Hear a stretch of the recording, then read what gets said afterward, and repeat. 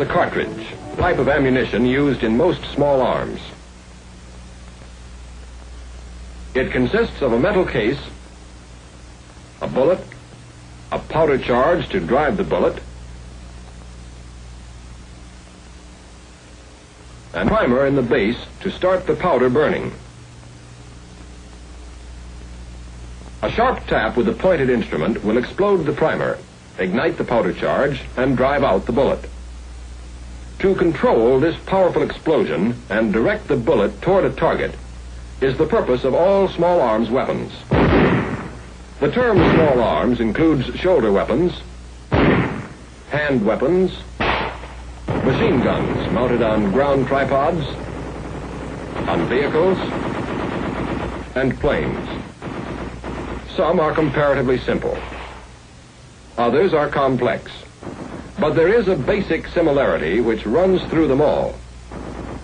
Since they all fire the same type of ammunition, they all function in the same general way.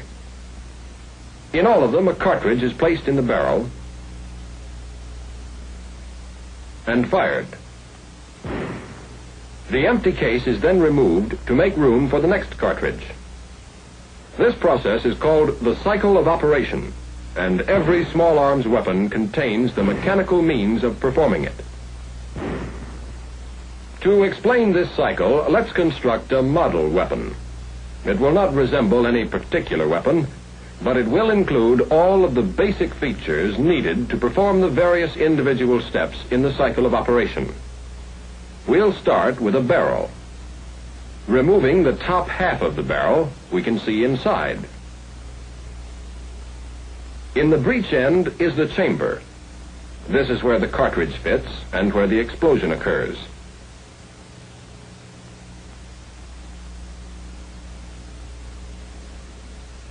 Placing the cartridge in the chamber is known as chambering.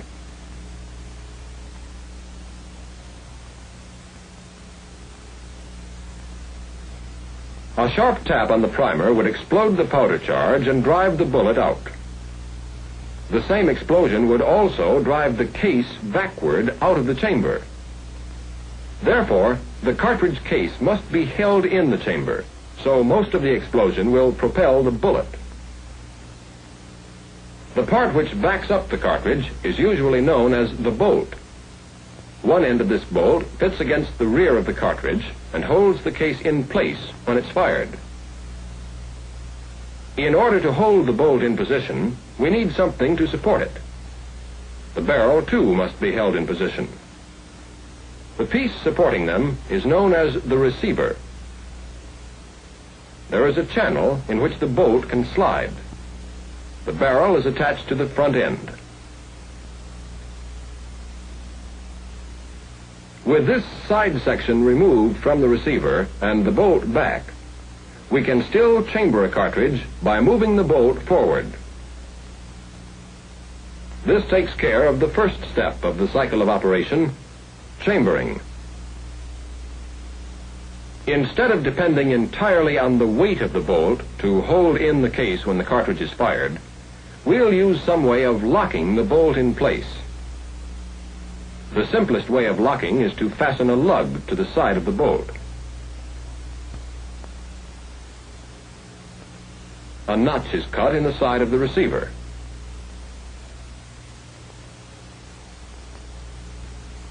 When we close the bolt, we can turn it so the lug fits into the notch and the bolt is securely locked. This is the second step of the cycle of operation, locking. It can be made easier by adding a handle to move the bolt.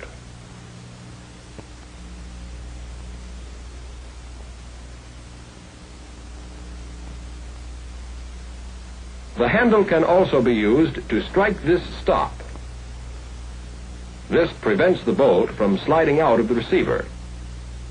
With the bolt closed, how are we going to fire the cartridge? To fire the cartridge, we must strike the primer. However, the bolt is in the way. Apparently, we'll have to go through it. This bolt was prepared for that. The top half can be removed. It has a channel running through its entire length. All that is needed is a rod to reach from one end to the other. This rod is called the firing pin. You'll notice that it is slightly longer than the bolt, so its point will extend a little beyond the face of the bolt. We can now strike the primer by driving the firing pin forward.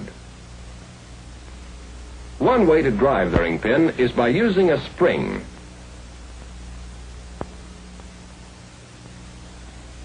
We've put the spring around the firing pin with one end against this stop.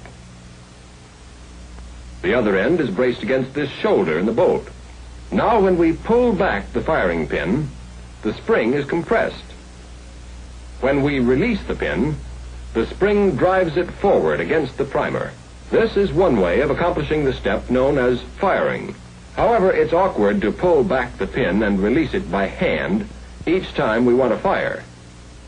We need a means of holding the pin back until we're ready to fire. This is known as cocking. Supposing we put a hook or tang on the rear end of the firing pin. We can still pull the pin back and release it by hand. Now we'll rig up something to hook it onto. But first, we'll have to add a block to the receiver to hold the parts we'll need.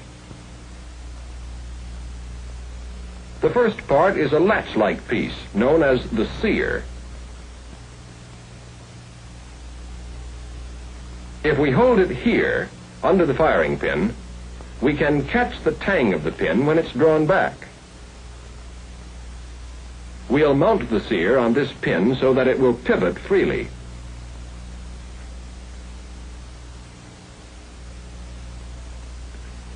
We can release the firing pin by pushing down the front or nose of the sear. This is where the trigger comes in. It's mounted on this pin underneath the sear. The trigger can now pivot back and forth.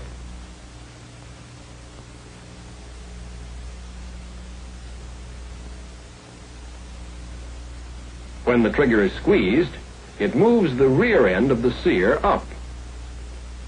The nose of the sear moves down, and the firing pin is released. Once the sear is lowered, we have to move it back up to catch the firing pin the next time it's pulled back.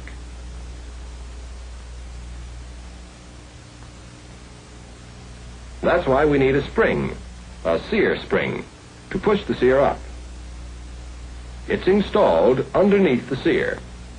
Now, when we squeeze the trigger, we lower the nose of the sear until it releases the firing pin. Then, when we let go of the trigger, the spring raises the sear nose so it will catch the firing pin when it comes back. The spring also returns the trigger to its original position. We no longer have to cock the firing pin by hand. As the bolt is opened, we can cock the weapon at the same time. The firing pin tang cams the nose of the sear down, and the sear snaps back up. As the bolt moves forward, the sear catches the tang and holds it, and the piece is ready to fire. That takes care of the step known as cocking. Now we have a basic firing mechanism similar to that used on a number of small arms weapons.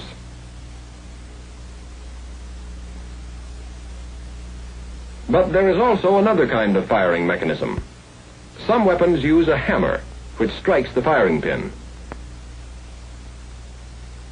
We'll build this hammer type of firing mechanism on the model. First, let's attach the hammer so it can pivot and strike the firing pin.